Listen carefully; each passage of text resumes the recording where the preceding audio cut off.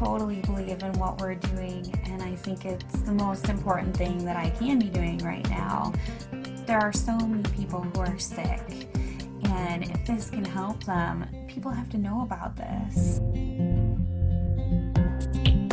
It's fantastic that I get to share this with my family, that we're doing this together, and that we both feel so passionately about it. She was on over 40 different medicines. She had been on methotrexate and Plaquenil, one of those which nearly destroyed her vision. All of the potent anti-inflammatories, the Vioxx and the Celebrex, and was on all sorts of painkillers and all sorts of antibiotics. She had classic steroid toxicity. Her face was the shape of a moon because there's a lot of swelling that occurs in the face. At the age of 16, was diagnosed with juvenile rheumatoid arthritis, and that evolved into a lupus condition, a diagnosis of interstitial cystitis, an autoimmune disorder. Bedridden 4 years. Her mother thought she would never survive.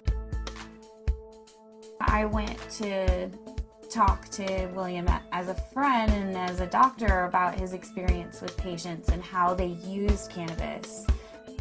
Seeing what the juicing did for me, using it in this form, was so significant. It changed my life.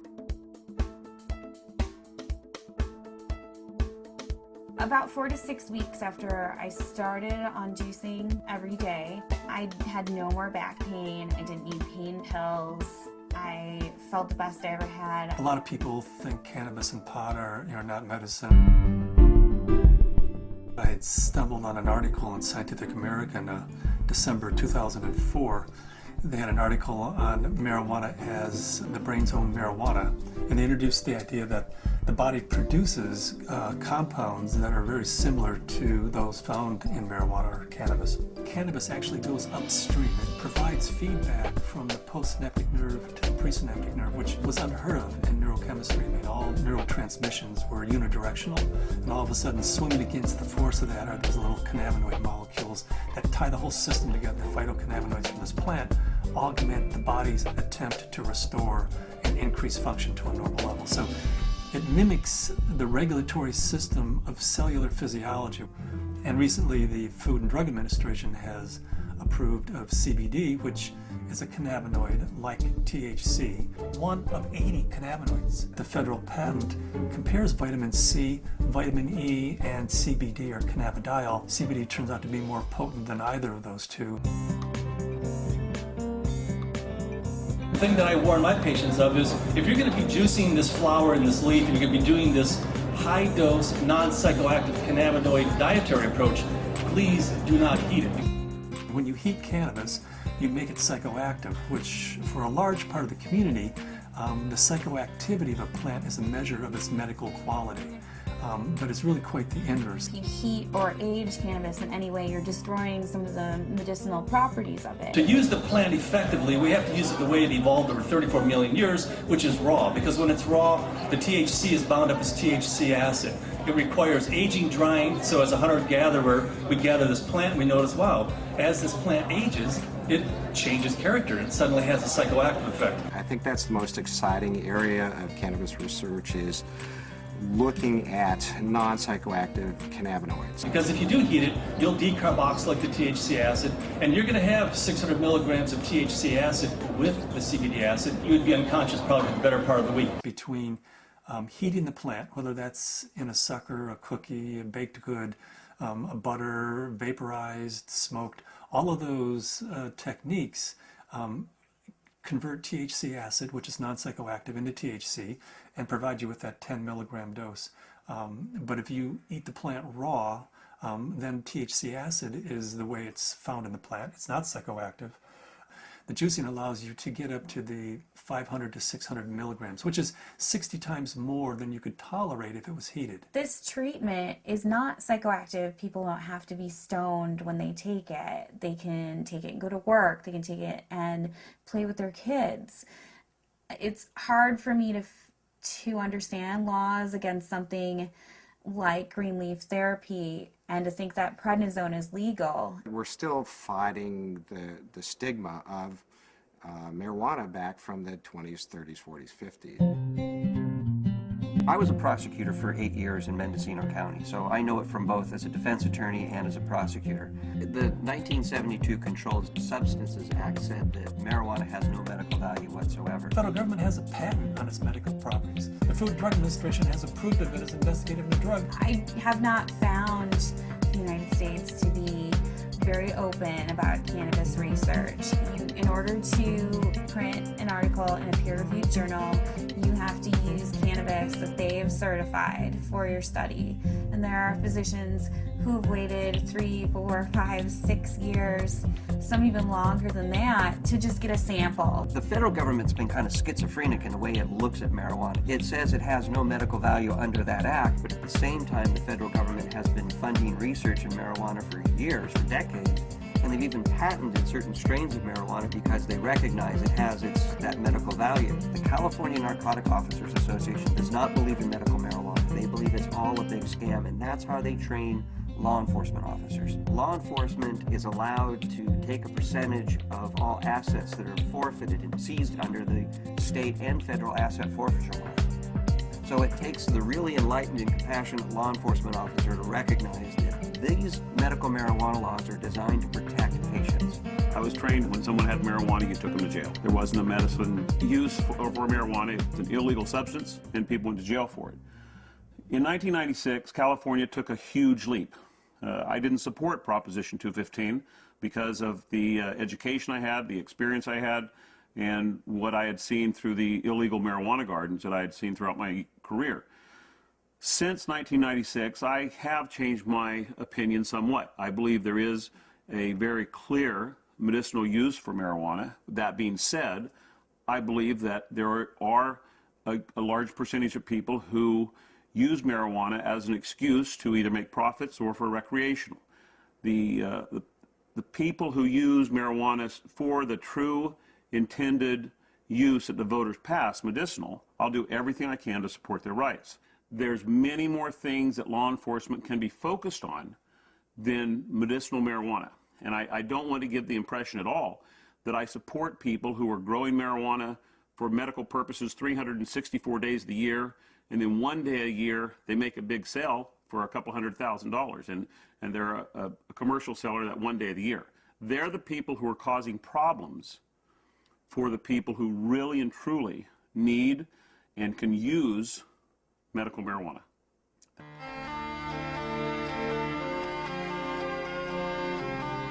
Terrifying, to be told as a parent that your child does have a tumor in her brain. It took 24 hours in the operating room. They gave us a 10% chance of survival with treatment. The Oakland Children's Hospital, where they called me and they said they had a baby who they were discharging home. This baby had completed all treatment that would be useful for it, had a brain tumor, had surgery, had radiation and chemo, and the tumors were still growing and still multiplying. And therefore they said to the parents, just take this baby home and make it comfortable, because there's nothing more that we know that will help its condition. Started to accept to the point where the illness had taken her and us, and try and find some acceptance. A month went by and I got in contact with the family, and they said, well, we just came back from Children's Hospital. They did a CAT scan. The tumors have shrunk and there are fewer of them. And they said, I'll tell you what we've been doing. We've been juicing the fan leaves of the marijuana plant and giving our baby a shot glass of this juice every day. This is like this wonderful hospice story. She is no longer on hospice.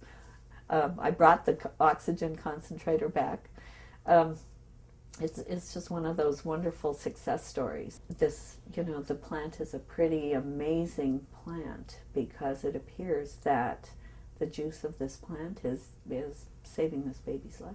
Here we have something that can really change people's lives. I mean, I was laying in bed, catheterized, thinking that physicians were just trying to make me comfortable. They really didn't think that there was anything more that they could do, and that I may not live to be 30, which I am now. That was the best I could hope for.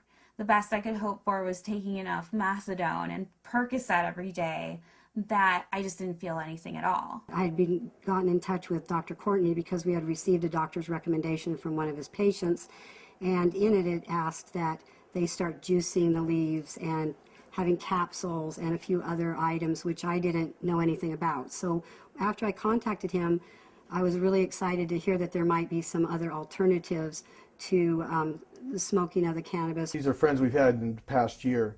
They said, your father's not the same as he was when we first met him, and he seems to be much more alive and much, doing a lot more and more active. And I had informed them that it was because of the juice that he had been taking. Right after we started juicing, that he seemed to be more active. We would do things out in the garage more, and he wouldn't spend so much time in his chair. But we have ran out periodically in the last year and a half, and that's what made me convinced that he needed it, because when he would run out, he would have trouble getting out of the car. I had 4 doctors tell me that I should have a hysterectomy. You either have no ovaries or at the very least you're sterile. That my endometriosis was so bad I would never be able to have a child. Despite very potent birth control, despite being sterile, Zahaya decided she was going to come join the party.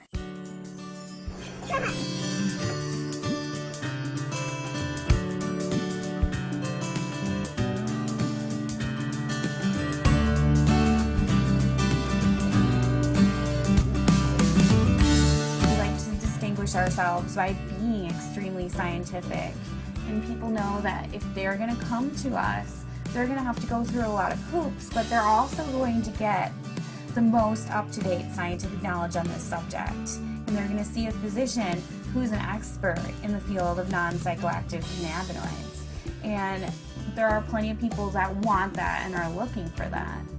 We opened our 5th office in Luxembourg. Their government is really sympathetic and open. There's an international group studying autism and CBD in Luxembourg.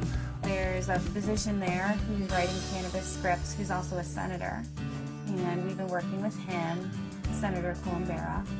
The government may be actually funding experiments in a research center using cannabis, in large part because of Dr. Courtney's work with non-psychoactive cannabinoids and Senator Columbera's work with cancer patients. There are now facilities for testing plants, and there's been more progress made in the last 5 to 6 months. A new strain in from Spain called Canatonic, 6.9% CBD. That's a 700% increase over Northern Lights, which is our previous high producer. I would like to find strains that have all of the cannabinoids present in an amount that's useful.